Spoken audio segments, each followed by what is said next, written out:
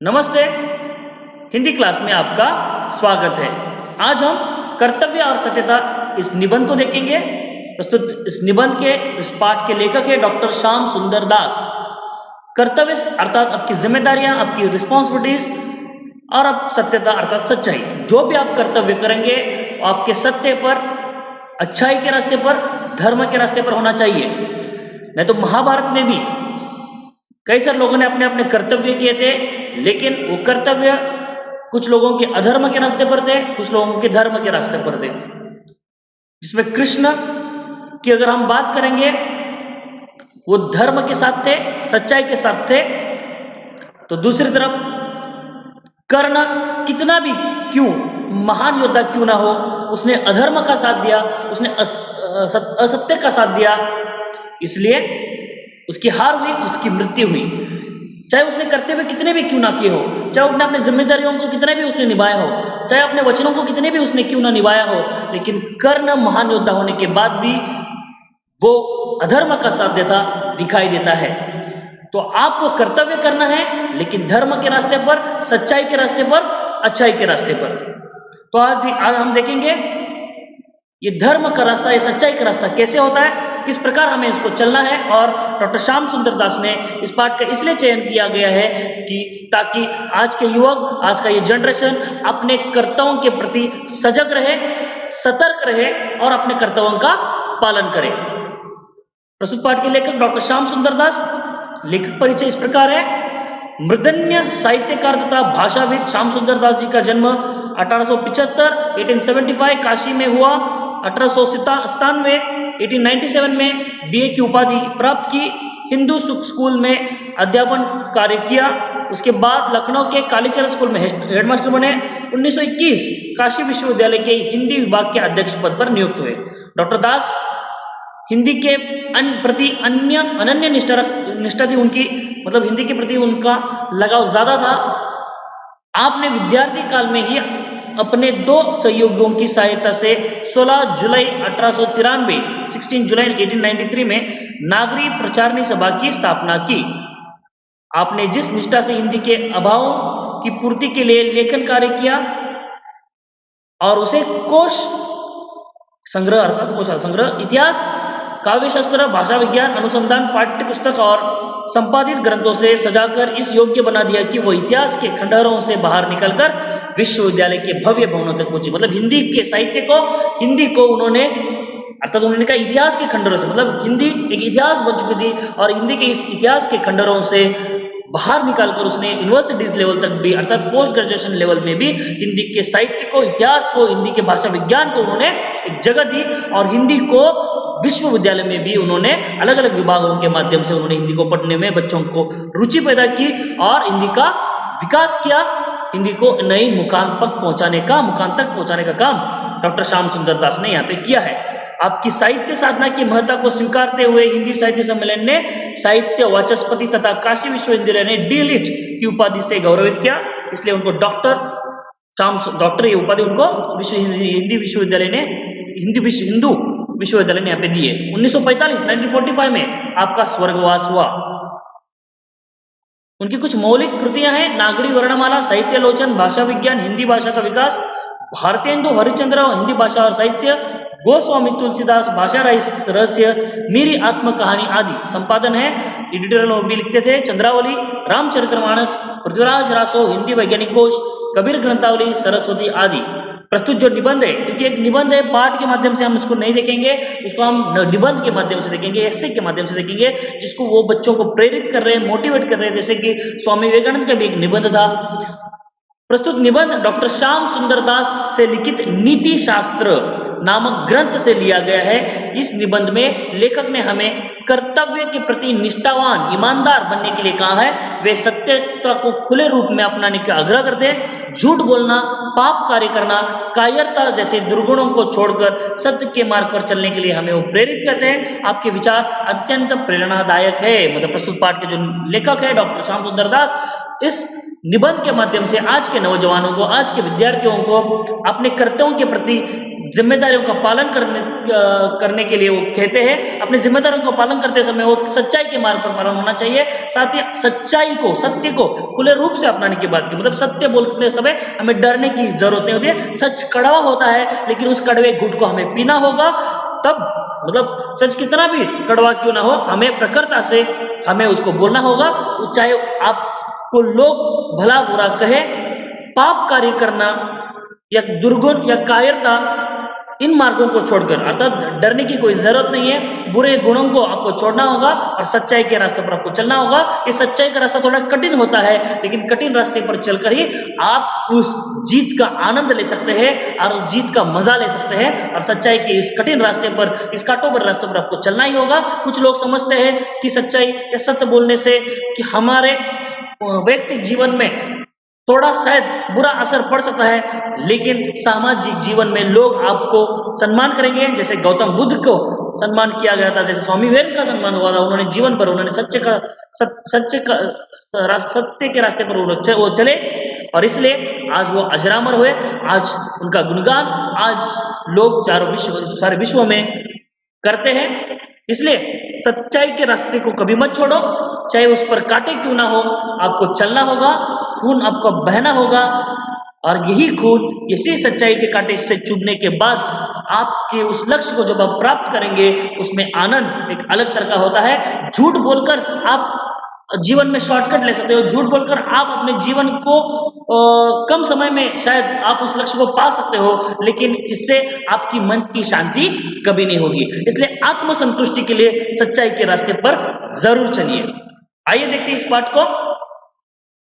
विद्यार्थियों के मन में कर्तव्य और सत्यता के प्रति जागरूकता लाने के उद्देश्य से पाठ का चयन किया है। जैसे ही मैंने पहले कहा कि आज के इस नौजवानों को, जो नौजवान थोड़ा कभी कभी नकारात्मक दृष्टिकोण से इस जीवन को देखने लगा है, ऐसे लोग जो जीवन को, लक्ष्य को पाने में अक्षम होते हैं, तब वो कई अन्य रास्ते पर भटकते हैं, कई अन्य चीजों को अपनाते हैं। कुछ लोग आत्महत्या जैसे इस नगण्य अपराध को स्वीकार करते हैं और इस दुनिया से चल बसते हैं। उन लोगों को प्रेरित करते हुए लेखक कहते हैं, चाहे कुछ भी हो जाए, जीवन के अंतिम घड़ी तक आपको लड़ना है, जीवन के अंतिम क्षण तक आपको लड़ना है और आपके इस कर्तव्य को पूरा करना है। चाहे आपका निजी जीवन में कर्तव्य की बात हो, सामाजिक हो या पारिवारिक हो या देश भक्ति की बात हो, इस सारे कामों के पीछे कर्तव्य बहुत अहम चीज है। कर्तव्य हर एक को करना पड़ता है, चाहे छोटा से छोटा हो या कोई बड़ा सा बड़ा हो, कर्तव्य हर एक को करना पड़ता है। लेकिन कर्तव्य की शुरुआत कैसी होती है? देखो, लेखक ने इस पाठ की शुरुआत में कहा है,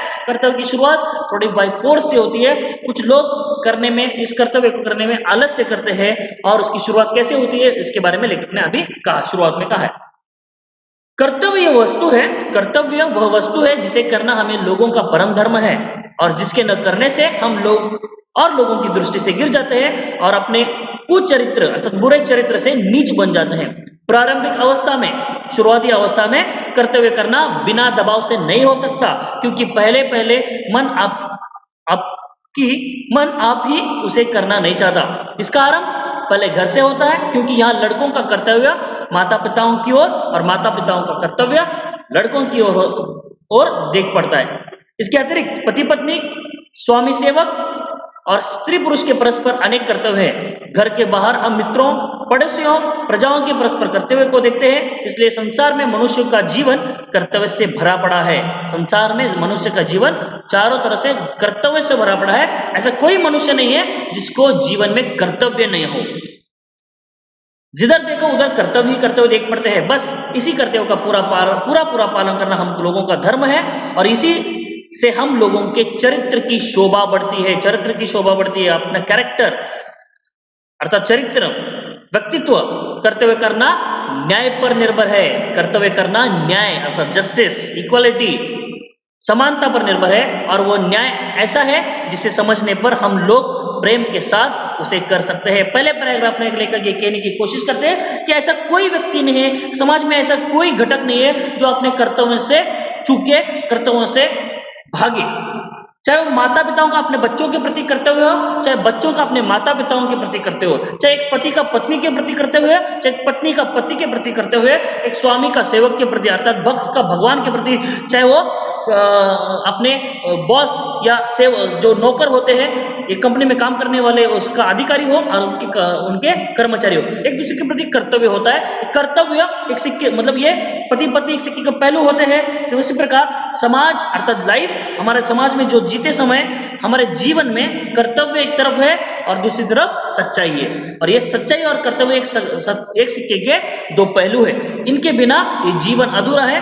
कर्तव्य सच्चाई के रास्ते पर होना चाहिए और इस सच्चाई के रास्ते पर हमें धर्म को और सत्य को साथ लेकर ही अपने कर्तव्यों का पालन करना चाहिए। साथ ही लेखक कहते हैं, जब हम घर से बाहर पड़ते हैं अर्थात समाज में हम जीते समय हमारे दोस्तों के प्रति हमारा कर्तव्य होता है, दोस्ती निभाना हमारे कर्तव्य होता है, उसके साथ अच्छा बर्ताव करना हमारा कर्तव्य होता है। चाहे हमारे पड़ोसियों के साथ हो, हमारे समाज के साथ हो, हर तरफ कर्तव्य दिखाई पड़ता है। चाहे हमारे घर में रहते समय हम लोगों के साथ, अपने माता पिताओं के साथ कैसा व्यवहार करते हैं, वो भी एक कर्तव्य है। अच्छे व्यवहार करना ही हमारा अच्छा चरित्र डिसाइड करता है। अगर हम इस कर्तव्य से भागेंगे, अगर हम कर्तव्य से दूर भागेंगे, तो हमारा कुचरित्र, मतलब हमारा जो चरित्र है वो बुरा बन जाएगा और इतना बुरा बन जाएगा कि वो नीचता की उस निचले स्तर पर गिर जाएगा और हम अपने ही नजरों में गिर जाएंगे। इसलिए कर्तव्य करना हमारा परम धर्म है, परम सच्चाई है। इसलिए कर्तव्य से कोई भाग नहीं सकता। जो भागता है वो इंसान नहीं कहलाता। इसलिए हम इस दुनिया में इंसान बनकर पैदा हुए, इसलिए कर्तव्य हर एक को होता है और कर्तव्य करना हमारी जिम्मेदारी है, हमारी रिस्पॉन्सिबिलिटी है। हम उससे कभी भाग नहीं सकते, चाहे वो पारिवारिक कर्तव्य हो, सामाजिक कर्तव्य हो, देशभक्ति का कर्तव्य हो, देश की सेवा का कर्तव्य हो।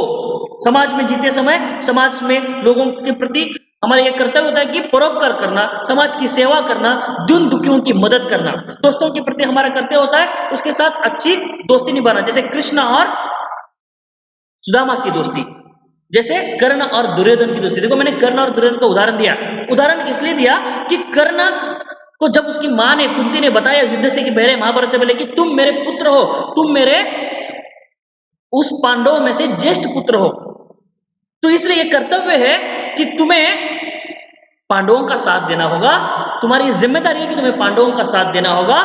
लेकिन कर्ण ने अपने दोस्ती का कर्तव्य निभाया, अपने परम दोस्त का अर्थात दुर्योधन का कर्तव्य निभाया, चाहे वो अधर्म का रास्ता उसने अपनाया हो। लेकिन यहाँ पे देखो दो चीजें यहाँ पे बताऊं कि कर्ण ने दोस्ती निभाया, उसने अपना कर्तव्य किया, लेकिन वो कर्तव्य अधर्म के रास्ते पर था, क्योंकि दुर्योधन हमेशा कपट और छल से दूसरों को हराना चाहता था और ये जानते हुए भी कर्ण ने उसका साथ दिया। कर्ण ने कर्तव्य तो किया लेकिन अधर्म के रास्ते पर किया। तो एक तरफ सिर्फ दोस्ती का उदाहरण देंगे तो कर्ण ने अपनी दोस्ती तो निभाई, दूसरी तरफ हम कृष्ण और सुदामा का भी उदाहरण दे सकते हैं। तो उन्होंने दोस्ती अर्थात मित्रों का जो कर्तव्य है वो देखा, तब कर्ण ने अधर्म की बात को नजरअंदाज किया और दोस्ती निभाई। तो लेखक कहते हैं कि आप अपने दोस्तों के साथ भी धर्म के रास्ते पर चलकर उनका साथ दो, जहां पे गलत है वहां पे गलत कहो, जहां पे सच्चा है उसका साथ दो। आगे बढ़ते हैं। लेखक कहते हैं कि हम लोगों के मन में ऐसी शक्ति है जो हमें बुरे कर्म, सभी कामों को करने से रोकती है और अच्छे कामों की ओर हमारी प्रवृत्ति झुकती है। यह बहुधा देखा गया है कि जब कोई मनुष्य खोटा काम करता है, झूठ काम करता है, बुरा काम करता है, तब बिना किसी कहे आप ही लजाता है और मन में दुखी होता है। जब लेखक कहने की कोशिश कर रहे हैं कि हमारे मन में एक ऐसी शक्ति होती है, देखो हमारा मन दो तरह की बातें करता है, करो या ना करो, अच्छाई और बुराई। लेकिन हमारे मन में जो अच्छाई होती है उससे अगर हम सुनेंगे और उसे से ही अगर हम कर्तव्य करेंगे, अच्छे मार्ग पर चलेंगे तो सब कुछ अच्छा होगा। लेकिन अगर हम दुविधा में पड़ेंगे, अगर हम कंफ्यूजन की स्थिति में आएंगे तो हम कोई भी काम कर नहीं पाते, चाहे वो अच्छा हो या बुरा हो। इसलिए आप उस अच्छाई, आपके उस अपने अंतरात्मा की अच्छाई की आवाज सुनो ताकि आप कर्तव्य कर सको, सच्चा कर्तव्य कर सको। जब कोई लोग झूठ काम करते हैं, जब कोई लोग खोटा काम करते हैं, चाहे चोर हो, चाहे वो कोई क्रिमिनल हो, चाहे वो कोई गुनहगार हो, जब भी वो गुनाह करता है लेकिन कभी ना कभी उसको पछतावा होता है, तब वो दुखी होता है। लेकिन तब तक उसको वो समय निकल जाता है जब कोई हत्यारा कोई हत्या कर बैठता है, उसको जब सजा होती है, कभी उसको फांसी की सजा होती है, कभी उसको उम्र कैद की सजा होती है, लेकिन उस जेल की चार दीवारी के अंदर कभी ना कभी उसको एक दिन ऐसा पछतावा होता है कि अगर मैंने ऐसा क्यों किया। और यही पछतावा अर्थात मतलब इसी पछतावे को ही लेखक ने यहाँ पे कहा है, तब वो लेखक ये कह रहे हैं कि तब उसको अपने आप की शर्म आती है और अपने नजरों में गिर जाता है। लेकिन तब सोचने से क्या होगा, जब समय निकल जाता है। तो समय आपके जब हाथ में होता है, वर्तमान स्थिति में आप सच्चाई का साथ दो, चाहे वो सच्चाई कितनी भी कड़वी क्यों ना हो। तुमने बहुधा देखा होगा कि जब लड़कों, तुमने बहुधा देखा होगा कि जब कभी कोई लड़का किसी मिठाई को चोरी कर लेता है, तब वो मन में डरा रखता है और पीछे से आप पछताता है, मैंने ऐसा काम क्यों किया, मुझे अपनी माता से कहकर खाना था। इसी प्रकार एक दूसरा लड़का जो कभी चोरी नहीं करता नहीं है और चोरी करके कुछ खाता नहीं है, सदा प्रसन्न रहता है और उसके मन में कभी किसी प्रकार का डर और पछतावा नहीं होता। मतलब लेखक ने एक छोटा सा एक साधारण उदाहरण दिया। अपने घर में जब हम अपने ही उदाहरण के तौर पर किचन में जाकर फ्रिज से कोई ना कोई एक पदार्थ खाते हैं जो हमें पसंद है, लेकिन हमारी वो माँ हमें खाने से विरोध करती है। डिपेंड अपॉन सिचुएशन, उस परिस्थिति के ऊपर निर्भर है कि वो चीज हम कब खानी है, लेकिन हम चुपके से जाकर उस रसोई खाने से हम उस चीजों को खा लेते हैं, चोरी से खा लेते हैं। हमें डर होता है, देखो एक चोर को हमेशा डर होता है कि वो कहीं ना कहीं कभी ना कहीं पकड़ा जाएगा, और इसलिए वो डर डर कर इधर उधर देखकर किसी से, सभी लोगों की नजरों से छुपकर वो चोरी करता है। उसके मन में डर होता है कि वो पकड़ा जाएगा। ठीक उसी प्रकार लेखक ने एक छोटा सा उदाहरण दिया कि हम अपने घर में जब चोरी करते हैं या कुछ खाने की चीज की भी बात हो, वो बड़ी बात नहीं है, लेकिन फिर भी उसको लगता है कहीं मुझे कोई देख ना पाए, और जब वो खाने के बाद वो पछताता है, अरे यार मैंने अपने ही घर में चोरी की। तो उसको हमेशा अपने ही हृदय में, अपने ही दिल में क्या होती है, हमेशा एक बात चुभती रहती है कि मैंने अपने घर में चोरी की, चाहे वो खाने की क्यों ना हो। तो दूसरी तरफ लेखक ने कहा है कि जब कोई लड़का अपने घर में चोरी नहीं करता, जो कोई लड़का माँ से पूछकर जो चीजों को जब खाता है, तो वो अपना उसका मन संतुष्ट होता है, उसके मन में खुशी होती है, वो हमेशा प्रसन्न रहता है, वो दुखी कभी नहीं होता। तो इसलिए लेखक ने छोटे उदाहरण के बारे तो देते हुए कहते हैं कि चाहे वो आपके घर की चोरी हो, चाहे वो छोटा सा खाना क्यों ना हो, आपको पूछकर ही लेना है, सत्य के मार्ग पर चलकर ही आपको जीना है, चाहे छोटी सी छोटी बात क्यों ना हो। इसका कारण क्या है? यही कि हम लोगों का ये कर्तव्य है कि हम कभी चोरी नहीं करें, परंतु जब चोरी कर बैठते हैं तो हमारी आत्मा हमारा सोल, हमारी आत्मा हमें कोसने लगती है, हमें भरा भरा करने लगती है। इसलिए हमारा यह धर्म है कि हमारी आत्मा हमें जो कहे उसके अनुसार हम करें। दृढ़ विश्वास रखो कि जब तुम्हारा मन किसी काम के करने से हिचकिचाए और दूर भागे, तब कभी तुम उस काम को न करो। तुम्हें अपना धर्म पालन करने में बहुत कष्ट उठाना पड़ेगा, पर इसे तुम साहस न छोड़ो। लेखक ने कहने की कोशिश है, चाहे कुछ भी हो, छोटा हो या बड़ा, आपको झूठ नहीं बोलना है, सच्चाई के रास्ते पर चलना है। इसलिए अगर आप झूठ का रास्ता करेंगे, झूठ का रास्ता अपनाएंगे, तो कभी ना कभी आपकी आत्मा, आपका मन कहेगा कि तुमने गलत किया। चाहे आपको लक्ष्य पाने के लिए आप कभी-कभी एग्जाम में, कभी-कभी हम 1 मार्क्स की कॉपी करते हैं, 1 मार्क्स की, उस परिस्थिति में बोलते हैं अरे यार 1 मार्क्स की कॉपी करें तो क्या होगा, लेकिन जब हमें रिजल्ट्स आते हैं तब हमें चाहे कभी-कभी अच्छे अंक भी मिल पाते हैं, लेकिन कभी अपने आत्मा को अगर पूछ के देखेंगे, क्या वो मार्क्स आपके असली मार्क्स है, सही मार्क्स है, सही रास्ते से मिले हुए मार्क्स है? तब आपको लगता है यार नहीं, मुझे इतने मार्क्स मिले हैं वो मेरे सही है, लेकिन उससे जब ज्यादा मिले हैं वो मैंने कॉपी करके। तब आपको थोड़ा दुख भी होता है। यही दुख आपको एहसास दिलाता है कि आपने गलत काम किया है और इसको जिंदगी में कभी करना नहीं है। इसलिए सच्चाई के मार्ग पर आपको आगे बढ़ना है।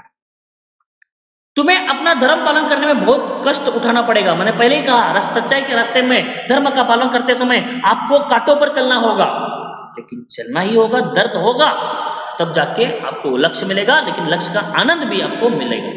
क्या तुम, जब तुम्हारे पड़ोसियों, उदाहरण के लेकर उदाहरण दिया है, क्या हुआ जब तुम्हारे पड़ोसी ठग विद्या करके, अर्थात ब्लैक मैजिक करते हो या बुरे रास्ते पर चलकर और असत्य प्रथा से धनाढ्य हो गए और तुम कंगाल हो गए? क्या हुआ? कोई बात नहीं कि तुम्हारे पड़ोस में रहने वाले लोग, जिसको पड़ोसी हमारे सबसे बड़े कॉम्पिटिटर होते हैं। इसलिए कबीरदास ने भी कहा है कि निंदक नेड़ा रखिए अपने पास। मतलब आपके पड़ोसी आपका कंपटीशन होते हैं और आपके प्रतिद्वंदी होते हैं, और उनको देखकर कभी कभी हम जलते हैं, हमें देखकर वो कभी कभी जलते हैं, तो जलने वालों को पास रखना जरूरी होता है।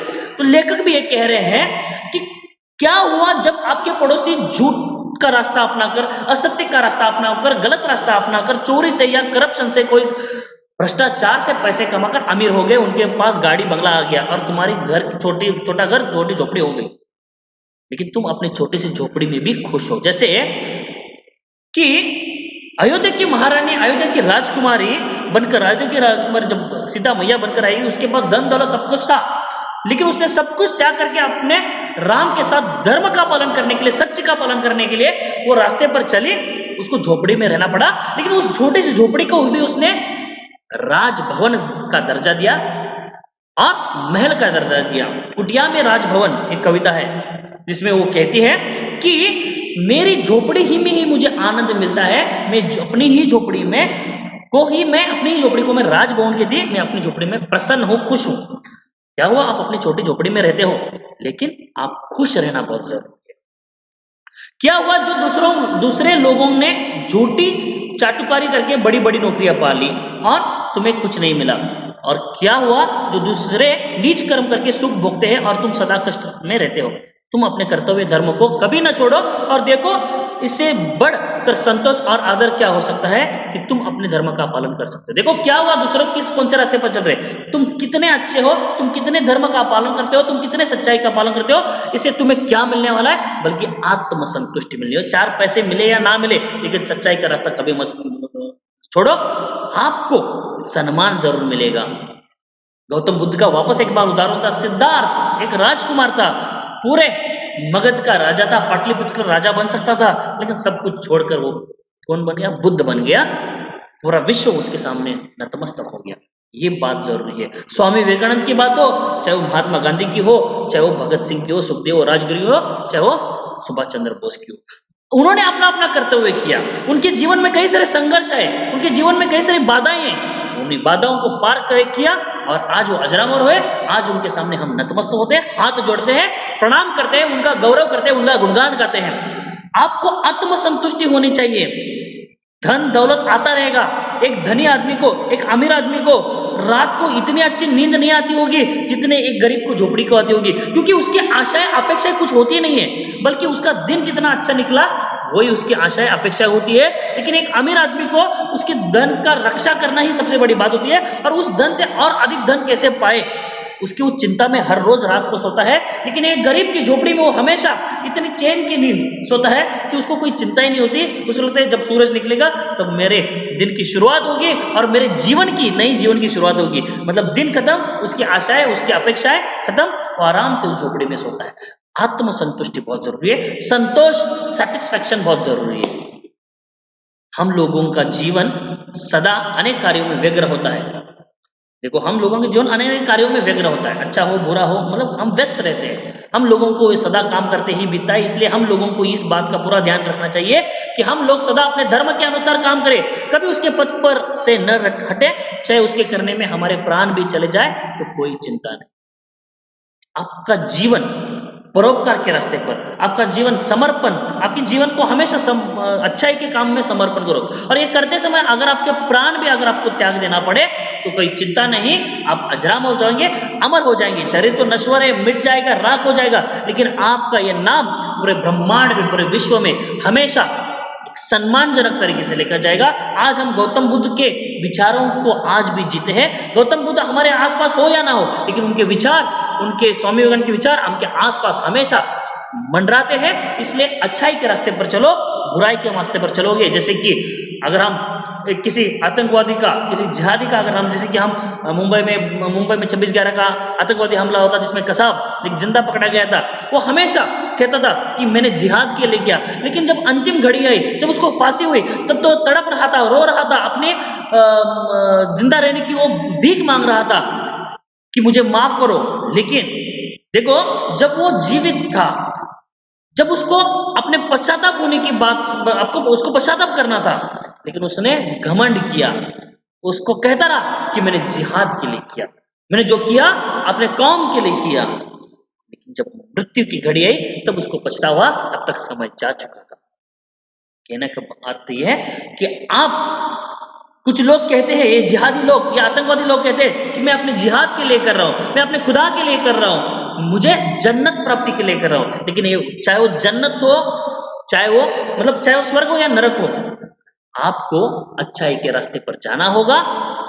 स्वर्ग और नरक की बात चिंता हमें कभी नहीं करनी चाहिए, वो तो आपके कर्मों के अनुसार मिलेगा। अगर आपको अच्छे कर्म होंगे आपको अच्छा काम अच्छे, अगर आपने अच्छे कर्म करेंगे तो आपको अच्छा फल मिलेगा, अगर आपने बुरे कर्म करेंगे आपको बुरा फल मिलेगा। इसलिए जीवन के इस कठिन रास्ते पर भी आपको कभी भी सच्चाई का साथ छोड़ना नहीं है, धर्म का साथ नहीं छोड़ना है, अच्छे कर्म करते हमेशा जाना है। धर्म पालन करने में मार्ग में अनेक बाधाएं आती है, मतलब धर्म का पालन करते समय कई सारी बार आपको मुश्किलों का सामना करना पड़ता है। कृष्ण के सामने भी मुश्किलों का, मतलब एक तरफ देखो दो भाइयों के बीच, चचेरे भाइयों के, मतलब एक तरफ दुर्योधन, मतलब एक तरफ कौरव थे एक तरफ पांडव थे, दोनों भी भाई भाई है, चाहे सगे क्यों ना हो, दोनों भी भाई भाई थे। लेकिन कृष्ण एक द्विधा मनस्थिति में पड़े थे कि क्या करें, दोनों भाइयों के बीच ये धर्म की लड़ाई है, इसमें किसका मैं साथ हूं।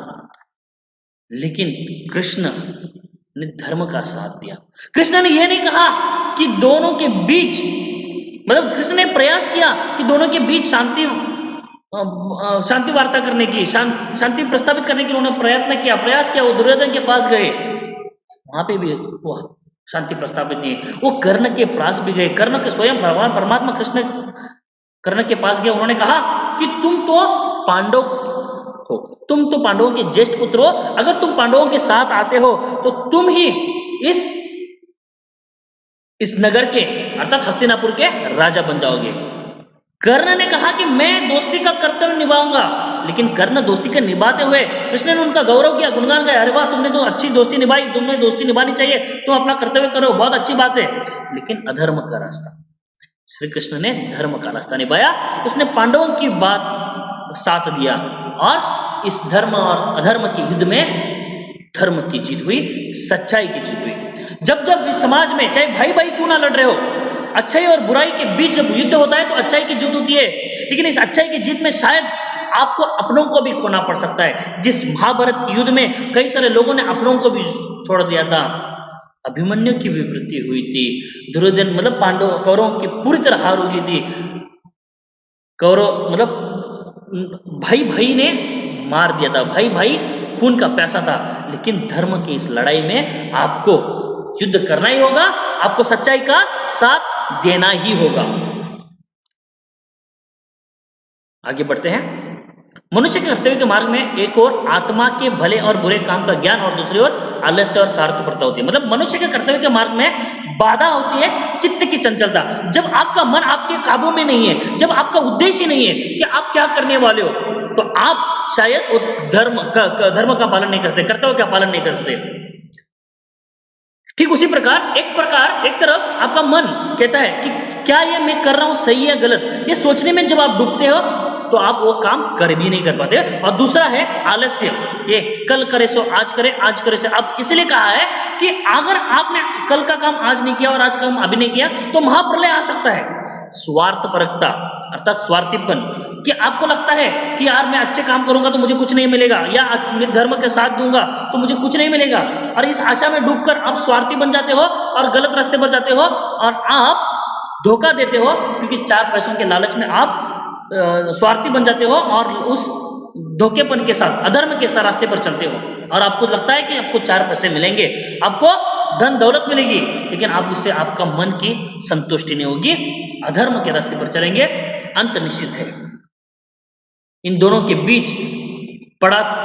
बीच में पड़ता रहता है, और अंत में यदि उसका मन पक्का हुआ तो आत्मा की ज्ञान मानकर अपने धर्म का पालन करता है। अगर इस द्वंद में अगर अपने मन की बात अगर आपने सोची, अगर अपने मन के आत्मा की आवाज को अगर आपने सुना तो आप धर्म के रास्ते पर चलोगे, लेकिन आपने उसे नजरअंदाज किया, अगर इस व्यथा में इस कंफ्यूजन में अगर रहोगे तो आप धर्म के रास्ते पर कभी नहीं चलोगे। अगर अपने जीवन में स्वार्थी बुद्धि रखेंगे तो आप अधर्म का रास्ते पर ही चलेंगे, धर्म के रास्ते पर कभी नहीं चलेंगे, और यह कर्तव्य आप कभी नहीं कर पाएंगे कि आप सच्चाई के रास्ते पर चल पड़े। यदि उसका मन कुछ काल में द्विधा में पड़ गया, कंफ्यूजन में पड़ गया, तो स्वार्थपरकता निश्चय गिरेगी, उसका चरित्र घृणा के पात्र होगा। अगर आप कंफ्यूजन में रहोगे, अगर आप द्विधा में रहोगे कि करूं या ना करूं, तब आपको स्वार्थपरकता या स्वार्थीपन आप पर हावी हो जाएगा और आपका चरित्र घृणा के पात्र होगा, आपको हेट करेंगे, नफरत करेंगे। इसलिए यह बहुत आवश्यक है कि आत्मा जिस बात के करने की प्रवृत्ति दे, बिना अपना स्वार्थ सोचे झटपट कर देना डालना चाहिए। देखो, बिना स्वार्थ के, बिना लालच के आपको अपने कर्तव्यों का पालन करना चाहिए। जिस प्रकार हमारे देशभक्तों ने, जिस प्रकार हमारे स्वतंत्र सेनानियों ने बिना स्वार्थ, जैसे भगत सिंह, सुखदेव, राजगुरु, स्वामी विवेकानंद, गौतम माफ कीजिएगा, डॉक्टर सुभाष चंद्र बोस, नेताजी सुभाष चंद्र बोस और महात्मा गांधी जैसे लोगों ने कोई स्वार्थ बुद्धि नहीं थी।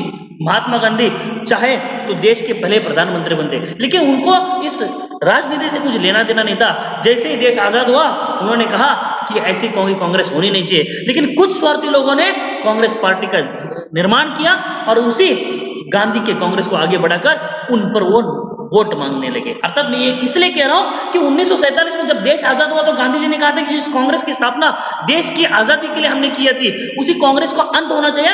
राजनेताओं को नए नए अपने अलग अपनी विचारधारा से पार्टी बनानी चाहिए, लेकिन लोगों ने अपने स्वार्थ, अपने लालच के लिए उसी विचारधारा को आगे बढ़ाया और कुछ हद तक वो सक्सेस भी हो गए, लेकिन अंत किसी ना किसी चीज का जरूर होता है। डॉक्टर नेताजी सुभाष चंद्र बोस किस स्वार्थ के लिए आगे बढ़ रहे थे? कोई भी स्वार्थ नहीं था। सिर्फ उनके सामने ये बात थी कि उनका देश आजाद हो जाए, और इसलिए अपने देश की आजादी के लिए उन्होंने लोगों से अपील की, लोग उनसे जुड़े, तुम मुझे खून दो, मैं तुम्हें आजाद दूंगा। इन बातों से, इन विचारों से लोग उनसे प्रेरित होकर लोगों ने आजादी की इस जंग में कूद पड़े। कोई स्वार्थपन उनके पास नहीं था। भगत सिंह एक नौजवान, उनके सामने पूरा जीवन पड़ा था, एक अच्छे विद्वान थे, कवि थे, लेखक थे, लेकिन फिर भी भगत सिंह ने सोचा कि अगर मैं आज नहीं बलिदान नहीं दूंगा, अगर मैं आज शहीद नहीं हो जाऊंगा तो देश में क्रांति नहीं आएगी। भगत सिंह, सुखदेव और राजगुरु के क्रांति के बाद, मृत्यु के बाद, उनके उनके शहीद होने के बाद ही पूरे देश में एक क्रांति की मशाल जाग पड़ी, क्रांति की मशाल जल पड़ी और देश में और प्रखरता से लोग अंग्रेजों के खिलाफ लड़ने लगे। तो ये कर्तव्य का उदाहरण है। कोई स्वार्थ, कोई निजी स्वार्थ बिना रखे आपको जीवन में परोपकार करना चाहिए, धर्म के रास्ते पर, सच्चाई के रास्ते पर चलना चाहिए। इसलिए ये बहुत आवश्यक है कि आत्मा जिस बात को, मतलब आपकी आत्मा जिस बात को कहे, आपकी सच्चाई की, आपकी आत्मा दो प्रकार की बातें करे, करो या ना करो, अच्छाई और बुराई। अच्छाई की आवाज सुनो, जीवन में सफलता जरूर मिलेगी, आनंद जरूर मिलेगा। आगे बढ़ते हैं। इस संसार में जितने बड़े बड़े लोग हो गए जिन्होंने संसार का उपकार किया है, उसके लिए आदर का और सत्कार पाया है। उन सभी ने अपने कर्तव्य को श्रेष्ठ माना है, क्योंकि उन्होंने जितने कर्म उन्होंने किए, उन सभी में अपने पर ध्यान देकर न्याय का बर्ताव किया।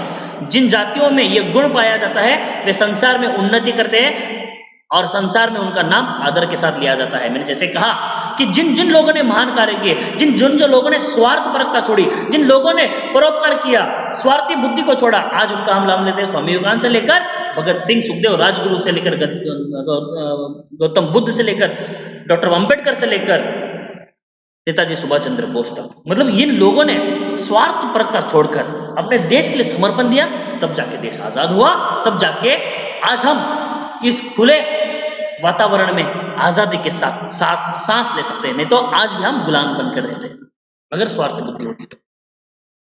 उदाहरण के तौर पर लेखक कहते हैं आगे, एक समय किसी अंग्रेज जहाज में जब वो बीच समंदर में था, एक छेद हो गया। एक उदाहरण देते समय लेखक कह रहे हैं, उस पर बहुत सारी स्त्रियां और पुरुष थे। उसको बचाने के पूरा उद्योग किया गया। जब कोई उपाय सफल न हुआ तब जितनी स्त्रियां उस पर थी सब नावों पर चढ़ाकर विदा कर दी गई, और जितने पुरुष थे उस पोत पर, उस जहाज पर बचे रह गए। उन्होंने उसकी छत पर इकट्ठे होकर ईश्वर को धन्यवाद किया कि वे अब तक अपना कर्तव्य पालन कर सके और स्त्रियों की प्राण रक्षा में सहायक हो सके। निदान इसी प्रकार ईश्वर की प्रार्थना करते करते उस पोत में पानी भर गया और वो डूब गया, पर वे लोग अपने स्थान पर ज्यों के त्यों खड़े रहे। उन्होंने अपने प्राण बचाने को कोई उद्योग नहीं किया। इस कारण यह था कि यदि वे अपने प्राण बचाने का उद्योग करते तो स्त्रियों और बच्चों को बचा नहीं सकते। इसलिए उस पोत के लोगों ने अपना धर्म यही समझा कि अपने प्राण देकर स्त्रियों और बच्चों के प्राण बचाए। लेखक ने दो उदाहरण दिए, एक अंग्रेजों का और फ्रांस के उस लोगों का।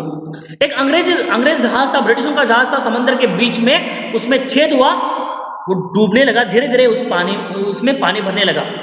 बहुत सारे लोग थे जिसमें स्त्रियां थी, पुरुष थे, छोटे छोटे बच्चे भी थे। तो उन लोगों ने क्या किया, सबसे पहले उन स्त्रियों को बचाया, उन छोटे छोटे बच्चों को बचाया, और उस जहाज में छोटे जो बोट थी, जो नाव थी, उसमें बिठाकर उन स्त्रियों को, उन बच्चों को वहां से विदा किया। वो खुद पहले विदा नहीं हुए, और एक तरफ जैसे जैसे जहाज डूबने लगा, दूसरी तरफ उस पोत पर वो खड़े हो गए, छत पर खड़े हुए, और भगवान से उन्होंने प्रार्थना की, हे परमात्मा हमें माफ कर दो, जितना हो सके हमने उन स्त्रियों को और बच्चों को बचाया। अब अगर हमसे कोई गलती हुई तो हमें माफ कर देना। जहाज में पानी भर गया, जहाज डूब गया, वो सभी पुरुष जितने भी थे वो मर गए, लेकिन उस जहाज पर जो स्त्रियां थी, जो बच्चे थे, वो बच गए। अगर वहां पे स्वार्थपरकता होती, अगर उसमें लालच होता, अगर जिंदा रहने की लालच उन लोगों में, उन पुरुषों में होती, अगर वो खुद वहां से भाग निकलते तो स्त्रियों को और बच्चों को बचाया नहीं जाता। तो उन्होंने अपनी जान देकर अपनी स्त्रियों को और उन बच्चों को बचाया। उन अंग्रेजी पुरुषों ने, अंग्रेजों ने अपनी स्त्रियों को और छोटे छोटे बच्चों को उस जहाज के बचाया, और वो खुद शहीद हो गए, खुद डूब गए, खुद मर गए, उन्होंने खुद अपने प्राणों को त्याग दिया और छोटे छोटे बच्चों को बचाया। अगर वो ऐसा करते तो, ऐसा नहीं करते तो वो स्त्रियां मर जाती, वो बच्चे मर जाते, और लोग आज उनका नाम नहीं लेते, उनको स्वार्थी कहते, उनसे नफरत करते। तो दूसरी ओर फ्रांस का उदाहरण दिया, तो जो फ्रांस का जहाज डूब रहा था, वहां पे भी ऐसी कई सारी स्त्रियां थी, बच्चे थे, लेकिन उन लोगों ने अपने आप को पहले बचाया, और स्त्रियों को वही छोड़कर, बच्चों को वही छोड़कर वहां से भाग निकले। तो ये नीच कर्म है, और इसलिए सब उनकी निंदा करते हैं। तो दोनों उदाहरण दिया, एक तरफ अंग्रेजी जहाज था, एक तरफ फ्रांस का जहाज था। दूसरा उदाहरण में तो जो डूब रहा था, जब फ्रांस के लोगों ने अपने आप को बचाया और वहीं पे लोगों को छोड़कर वो भाग निकले। तो समाज में जीते समय, जीवन में अंतिम घड़ी तक आपको दूसरों की सेवा करनी है, परोपकार करना है। जीवन के अंतिम सांस तक आपको दूसरों के लिए लड़ते रहना है, ऐसा लेखक ने कहा है। तब जाके आप अजरामर हो जाएंगे, तब लोग आपका गुणगान गाएंगे। क्या हुआ, तब आप जीवित हो या ना हो। कर्तव्य पालन से और सत्यता से घनिष्ठ संबंध है। कर्तव्य पालन मतलब मैंने पहले ही कहा, कर्तव्य और सत्यता, कर्तव्य और सच एक सिक्के के दो पहलू है, उनमें घनिष्ठ संबंध है, एक गहरा नाता है। जो मनुष्य अपने कर्तव्य का पालन करता है, वह अपने कार्यों और वचनों से सत्य का बर्ताव भी करता है, वो ठीक समय पर उचित रीति से अच्छे काम करता है।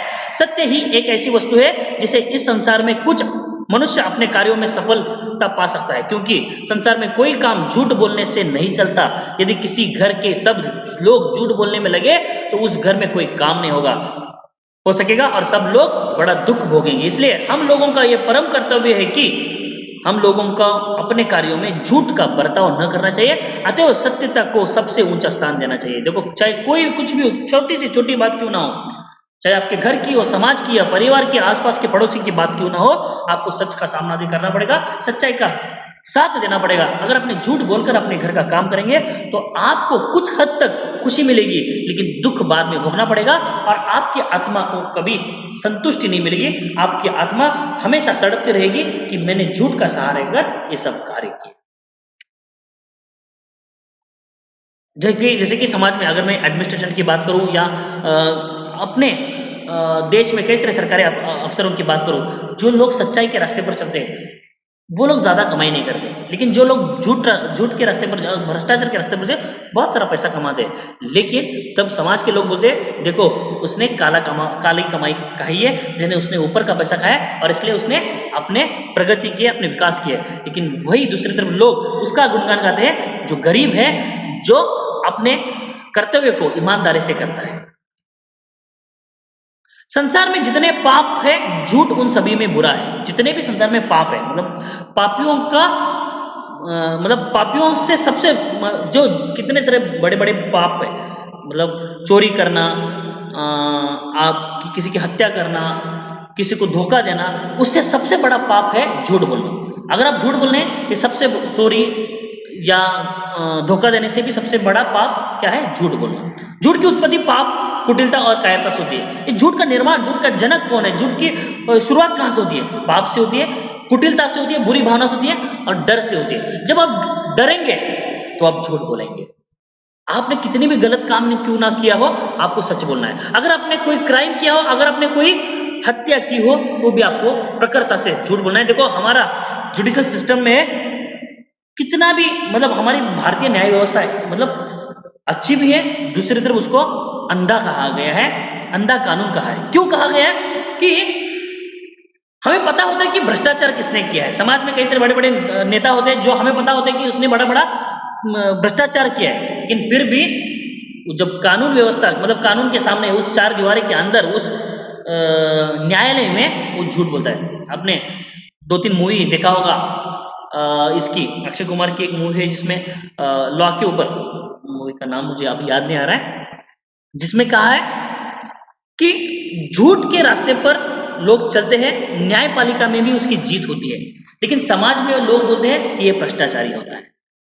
तो कहने की बात यह है कि निजी जीवन में, पर्सनल लाइफ में अपने आप को आत्मसंतुष्टि देने के लिए अगर आप झूठ बोलेंगे तो सामाजिक जीवन में आपका कोई सम्मान नहीं करेगा, आपका कोई रिस्पेक्ट नहीं करेगा, गुणगान नहीं गाएगा। इसलिए आप जब आप कोई गलत काम करते हो तो प्रखरता से उस सच्चाई को अपना और कहो कि हाँ मैंने गलत काम किया, मुझे और मौका दो कि मैं जीवन में आगे जाकर उस गलती को सुधारूंगा।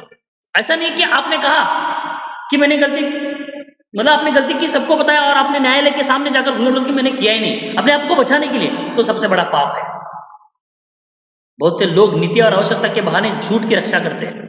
कभी कभी लोग झूठ बोलते हैं नैतिकता के लिए, उसको लगता है कि अरे यार थोड़ा झूठ बोलूं तो क्या होगा, वे अपने आप को बचाने के लिए झूठ बोलना जरूरी है ऐसा समझते हैं। वे कहते हैं कि इस समय इस बात को प्रकाशित न करना और दूसरी बात को बनाकर कहना नीति के अनुसार समय के और समय अनुकूल और परम आवश्यक, मतलब समय के अनुसार कुछ लोग बदलते रहते हैं। वो बोलते हैं कि अब मतलब खासकर राजनीतिक लोग, उनकी विचारधारा मतलब अलग अलग विचारधारा, अलग अलग भारत में जितनी पार्टियां उनकी अलग अलग विचारधारा है, और कभी कभी विचारधारा के खिलाफ वो अलायंस करते हैं, लेकिन लोगों के सामने वोट मांगते समय वो बोलते हैं कि हम अपनी विचारधारा के साथ कभी समझौता नहीं करेंगे। लेकिन जैसे ही इलेक्शंस होते हैं, जैसे ही वोटिंग होती है और जब रिजल्ट आता है, नतीजे आते हैं, तो जब उनकी पार्टी के लोग कम मतलब उनकी पार्टी का अंक कम आते हैं, लोग जीत कर कम आते हैं, तो विचारधारा के खिलाफ जाकर वो अलायंस करते हैं।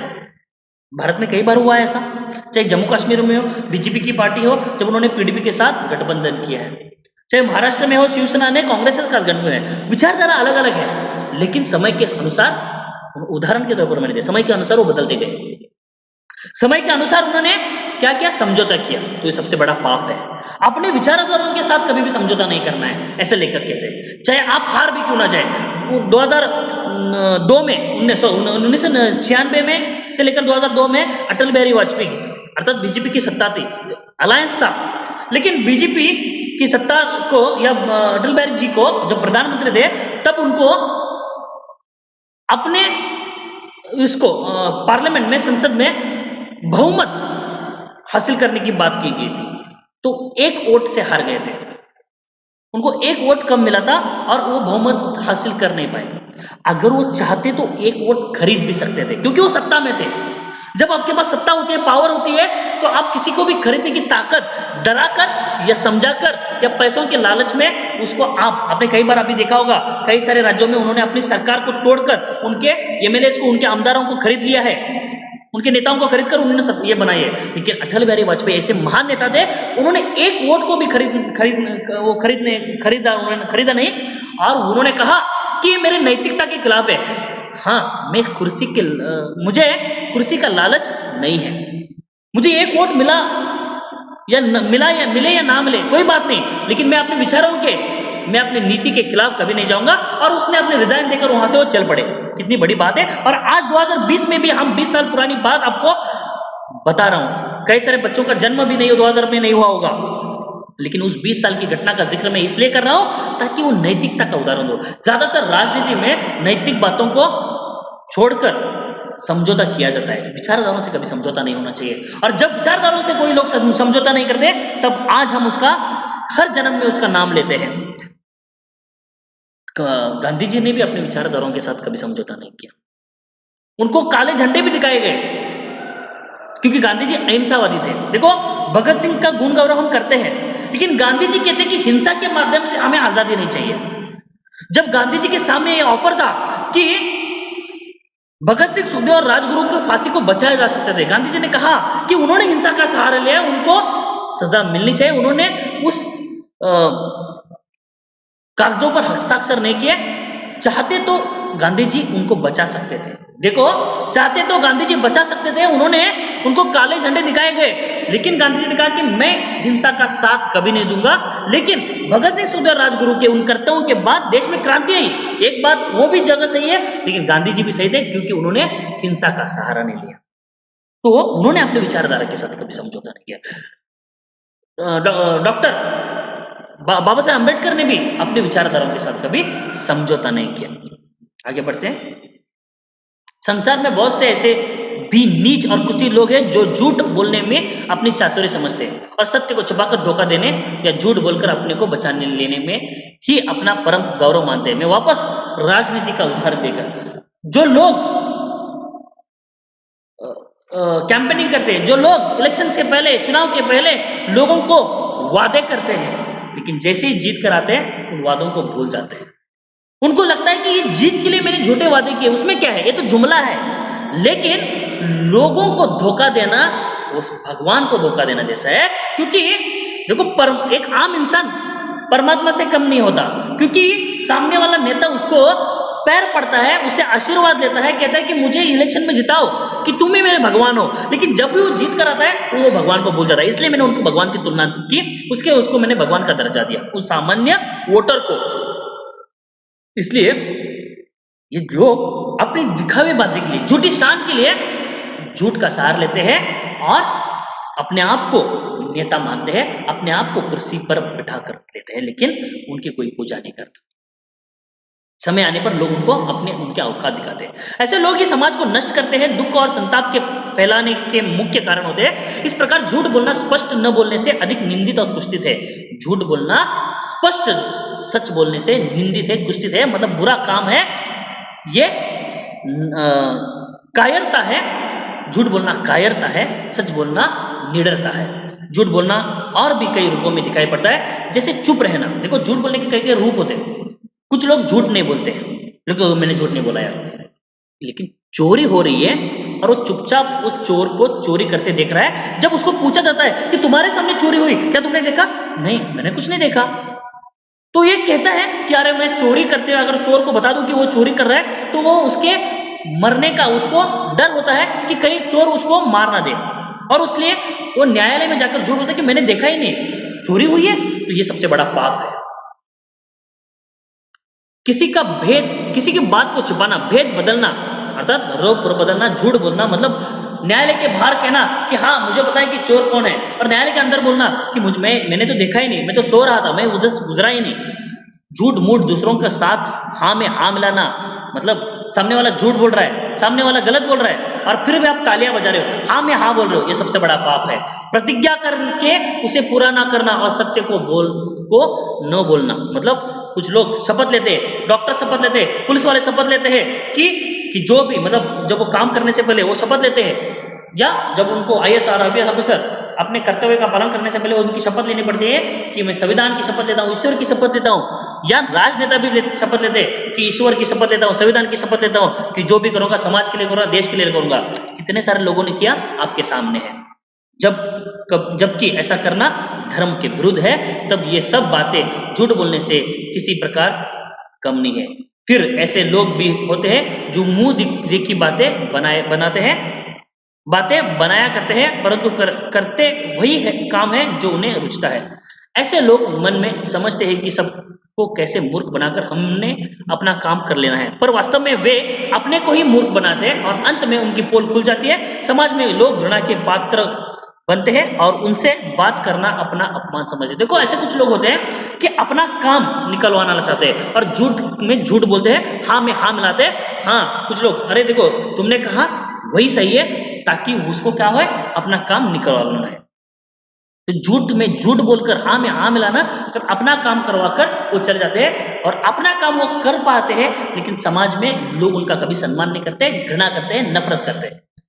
कुछ लोग ऐसे भी होते हैं जो अपने में किसी गुण में के न रहने पर भी गुणवान बनना चाहते हैं।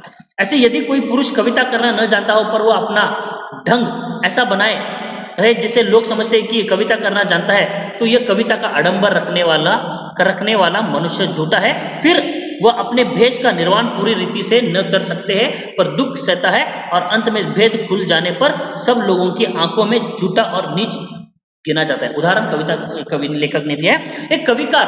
एक काव्यकार जिसको कविता अच्छी तरह आती है, प्रकट करता है, लोग उसका गुणगान गाता है, तब कुछ लोग जलते हैं, अरे वो कविता कर सकता है तो मैं क्यों नहीं कर सकता।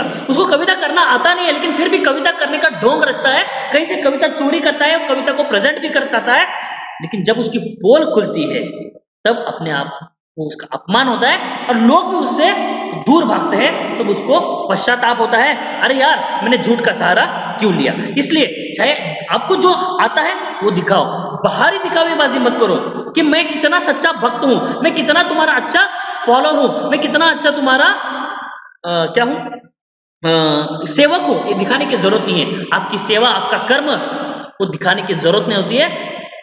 चाहे वो भगवान हो, भक्त झूठी दिखावेबाजी करते हैं, 4 धाम की यात्रा करते हैं, गंगा नदी में डुबकी लगाते, भस्म लगाते, पोथी पुराण पढ़ते हैं, जपमाला जाते हैं। बिहारी ने भाई अडम्बरम के बारे में भी कहा है।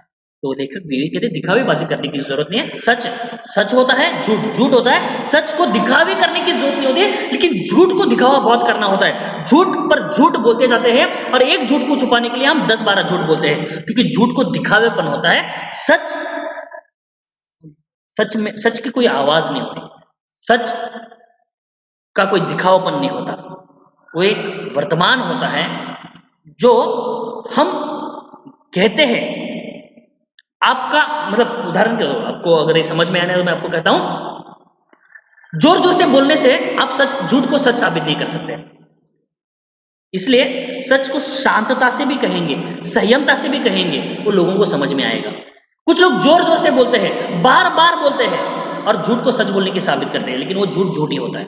इसलिए हम लोगों का ये परम धर्म है कि सत्य बोलने को सबसे श्रेष्ठ माने। एक मिनट, मैं यहाँ पे 2 लाइन मिस किया हूं। हाँ, परंतु जो मनुष्य सत्य बोलता है वो बाहर आडम से दूर भागता है, दिखावा नहीं होता उसे, तो इसी में बड़ा संतोष और आनंद होता है कि सत्य के साथ कर्तव्य का पालन कर सके। मतलब कुछ लोग भाई दिखावेबाजी करते हैं, दिखावापन करते हैं, परमात्मा की पूजा करने में इतने व्यस्त होते हैं कि लोगों को लगता है देखो कितना अच्छा सच्चा भक्त वही है, लेकिन वो सिर्फ दिखावेबाजी में जाता है और सच्चाई का साथ छोड़ता है। आपको दिखावेबाजी नहीं करनी है। उसको शायद आनंद मिलता है कि मैं ये परमात्मा का सबसे बड़ा भक्त हूं, क्योंकि वो भस्म लगाकर पोथी पुराण पढ़कर लोगों में प्रवचन देता है, लेकिन वो लोग झूठे होते हैं, दिखावेबाजी होते हैं। इसलिए हम लोगों का यह परम धर्म है कि सत्य बोलने को सबसे श्रेष्ठ माने।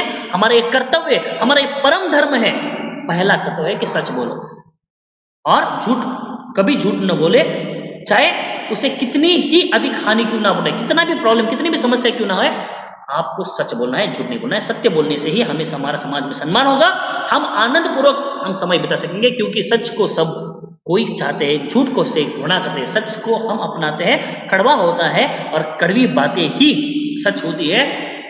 चाहे जैसे कि अगर उदाहरण के तौर पर दूं, हम जब कोई दवाइयां पीते हैं वो दवाई कड़वी होती है लेकिन सेहत के लिए अच्छी होती है। मीठी चीजों से शरीर को हानि पहुंचती है। मतलब उदाहरण के तौर पर अगर मैं हूं कि ज्यादा मीठा खाने से हमें क्या होता है, मधुमेह हो जाता है, हमें शुगर हो जाती है, हमें डायबिटीज होता है। और इसलिए डॉक्टर्स भी कहते हैं कि आपको ऐसी चीजों को खाना होगा जो सेहतमंद हो। उदाहरण के तौर पर मैं दे रहा हूं आपको, तो सेहतमंद शरीर के लिए सेहतमंद खाना जरूर होता है, इसलिए सेहतमंद समाज में या सेहतमंद मन के लिए सच्चाई का जरूर होता है। घृणा करेंगे तो आपका मन सेहतमंद कभी नहीं होगा, आत्मसंतुष्टि कभी नहीं होगी। यदि हम सदा सत्य बोलना अपना धर्म मानेंगे तो हमें अपने कर्तव्यों के पालन करने में कुछ भी कष्ट न होगा, और बिना किसी परिश्रम और कष्ट के हम अपने मन में सदा संतुष्ट और सुखी बने रहेंगे। इसलिए सत्य का साथ देंगे, कर्तव्य का पालन करते समय सच्चाई का पालन करेंगे तो आत्मसंतुष्टि होगी, सेल्फ सेटिस्फेक्शन होगा। नहीं तो हम जीवन में दुखी रहेंगे।